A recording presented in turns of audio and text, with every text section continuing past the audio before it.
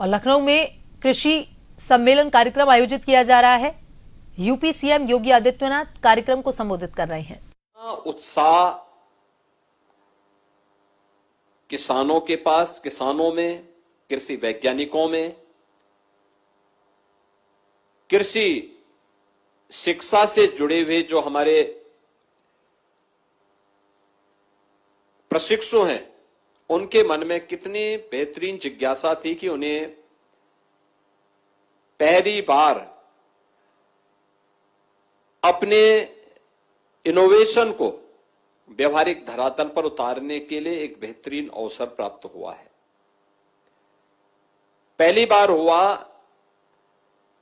कि लैब में हम अलग से कोई अनुसंधान करें और फिर उसको लैंड तक आने में जो समय लगता था, अब लैब को ही लैंड तक पहुंचा दिया है।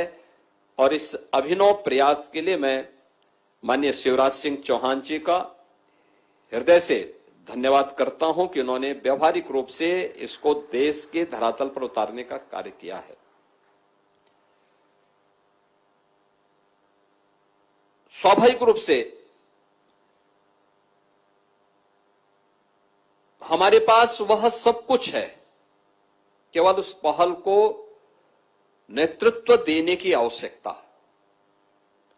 और नेतृत्व देने के लिए मुझे लगता है कि ये एक पहल जब भारत सरकार के स्तर पर होती है तो राज्य उसको स्वयं फॉलो करते हुए दिखाई देते हैं।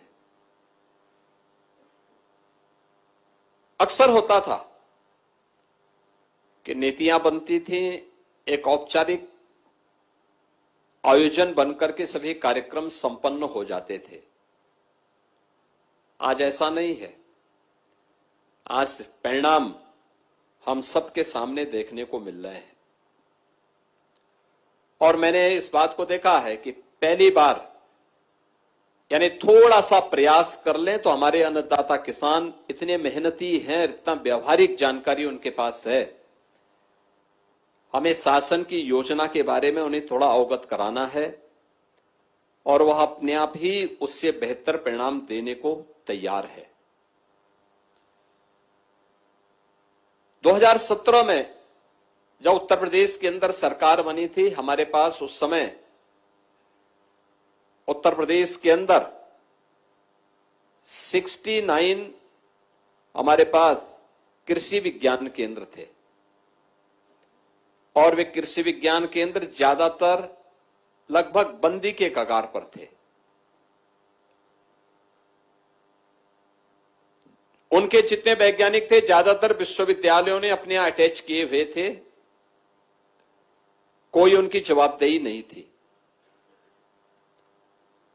मुझे कृषि विभाग के पहले सम्मेलन में, उस समय भी श्री सूर्य प्रताप शाही जी हमारे कृषि मंत्री थे और उस समय मुझे इन्होंने सबसे पहले कृषि विज्ञान केंद्र के ही सम्मेलन में इन्होंने मुझे बुलवाया।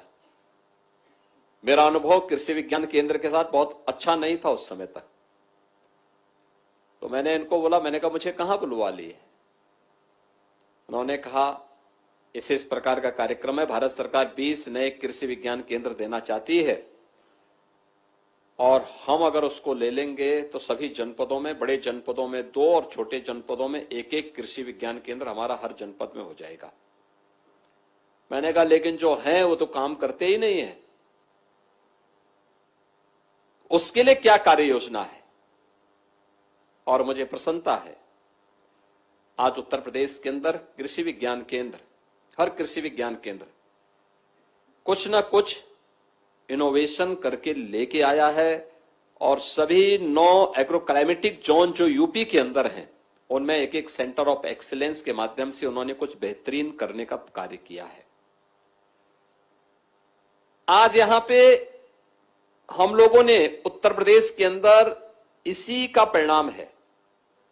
आज जब ये वैज्ञानिक स्थानीय स्तर पर किसानों के साथ बैठते हैं, कृषि विज्ञान केंद्र में डेमोस्ट्रेशन करते हैं, फिर खेत में जाकर के उस डेमोस्ट्रेशन को वहां पे उनके खेत में भी देखते हैं लगातार विजिट करते हैं, लगातार गोष्ठियां चलती हैं, लगातार कुछ न कुछ कार्यक्रम चल रहे हैं और भारत सरकार के पास लगातार उनका संवाद एक बना हुआ है। आज परिणाम क्या है? उत्तर प्रदेश जैसे राज्य में जहां कृषि विकास की दर 8% थी, आज वो बढ़ करके 18% तक पहुंची है। ये परिणाम बताते हैं कि हम इससे भी बेहतर परिणाम दे सकते हैं। मेरा ये मानना है, यह देश जब आजाद हुआ था, भारत की अर्थव्यवस्था में एग्रीकल्चर का जो योगदान था वो लगभग 41 से 42% था। लगातार कृषि का कम होता गया। एग्रीकल्चर और मैन्युफैक्चरिंग, इन दोनों में बेहतर समन्वय हो तो विकास उतना ही स्पीड अप होता है, उतना ही उसमें गति बढ़ती है, उसकी गति बढ़ती है। हमारे यहां मैन्युफैक्चरिंग अभी भी 15-16 के आसपास है, लेकिन एग्रीकल्चर में हमारा शेयर लगातार घटता गया। एग्रीकल्चर का जो भारत की अर्थव्यवस्था में योगदान होना चाहिए, आज ये 41-42% से घट करके 20-21% तक सीमित रहा है।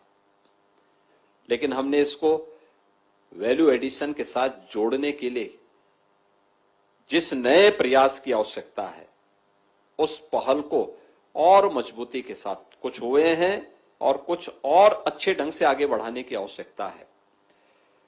तकनीक आज के दिन पे बहुत निर्णायक हो सकती है और मैं तो आभारी हूं भारत सरकार का, आदरणीय प्रधानमंत्री जी का, कि उन्होंने उत्तर प्रदेश के अंदर कुछ इंटरनेशनल सेंटर अलग अलग प्रोडक्ट के उपलब्ध करवाए हैं। जैसे वाराणसी में